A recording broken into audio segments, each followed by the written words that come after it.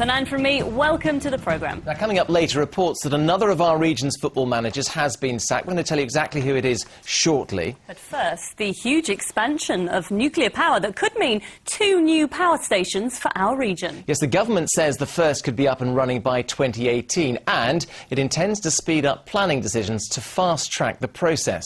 Sites at Sizewell in Suffolk and Bradwell in Essex are on the list of 10 chosen for development across the country. It's a decision that's met with anger from Green campaigners, as Malcolm Robertson reports.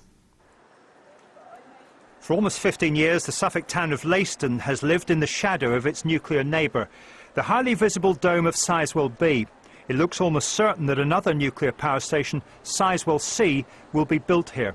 Today, the Energy and Climate Change Secretary, Ed Miliband, announced a list of sites for new nuclear power stations. They include Sizewell on the Suffolk coast and the currently decommissioned site at Bradwell in Essex. New nuclear is right for energy security and climate change and will be good for jobs too, creating up to 9,000 jobs to build and operate power stations at each site and helping leading companies access the international market. It's expected the first of the new power stations will be operational by 2018.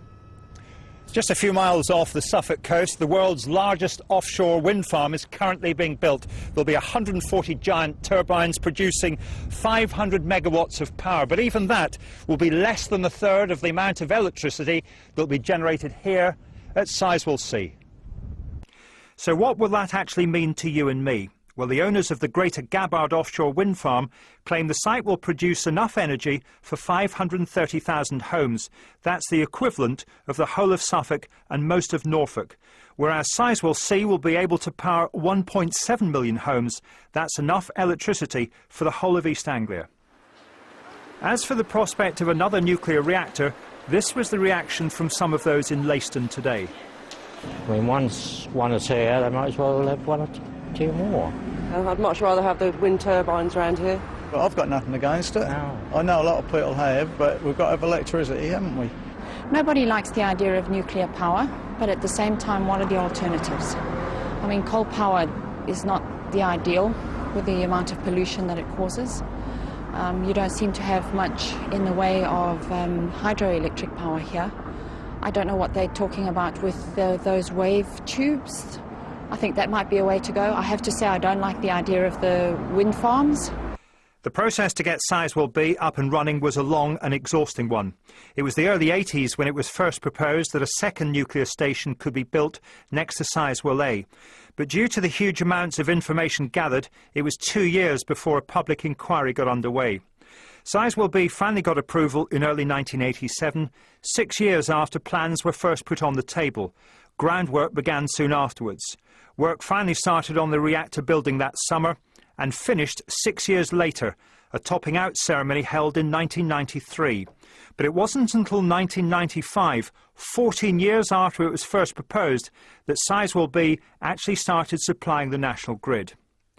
Pete Rowbury represents the campaign group Communities Against Nuclear Energy and is deeply concerned about Sizewell C and the prospect of the proposals being speeded through the usual planning process.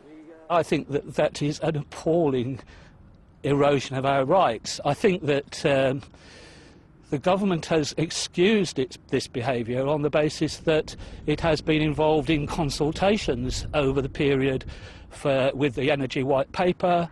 I think a planning inquiry, the process that the Infrastructure Planning Commission will go through, requires the ability to present evidence, to challenge evidence that is being put forward already. The government target is 40% of energy produced by nuclear power.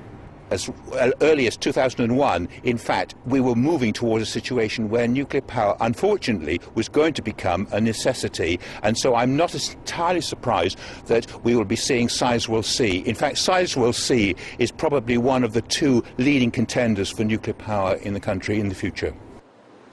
In streamlining the planning process to prevent unnecessary hold-ups, the government may well find that will only serve to increase the amount of opposition looming on the horizon. Malcolm Robertson, Anglia News, Suffolk.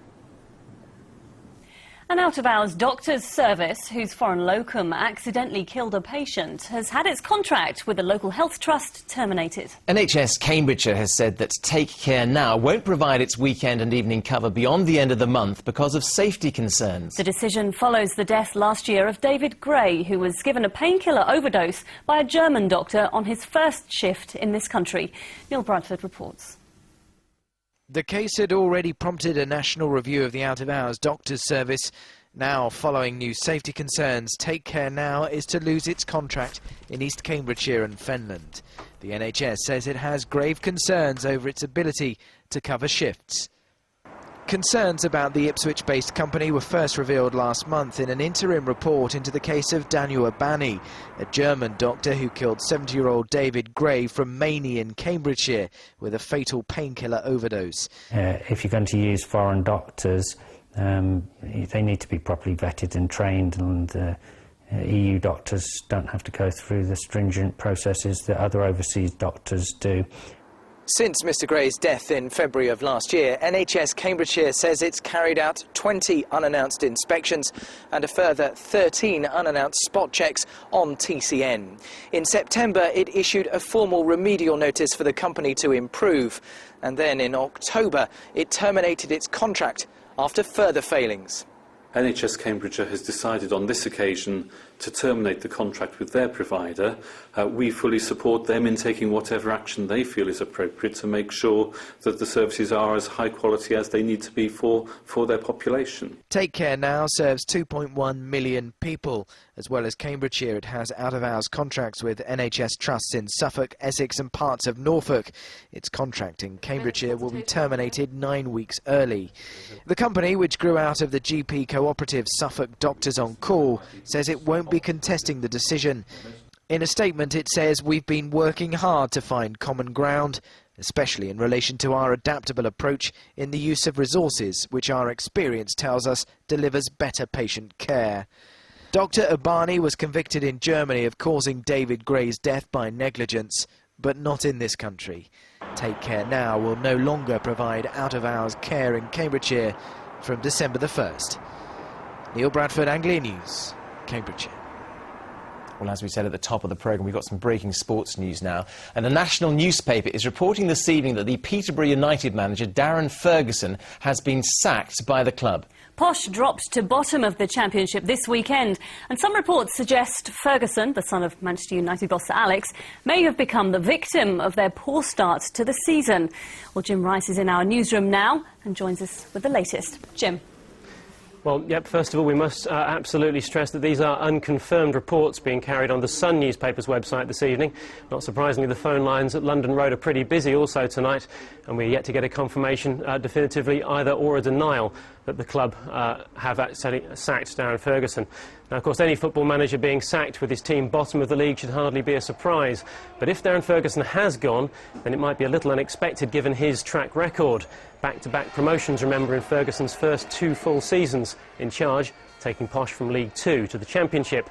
But a 3-1 defeat on Saturday at Newcastle was Peterborough's 9th in 16 games, and that saw them drop to the bottom of the division, below Ipswich, who replaced them in second from bottom. Now remember, these are unconfirmed reports, but we will of course bring you the very latest updates just as soon as we get them. That's great, Jim. Thank you very much indeed for that. Right, next tonight...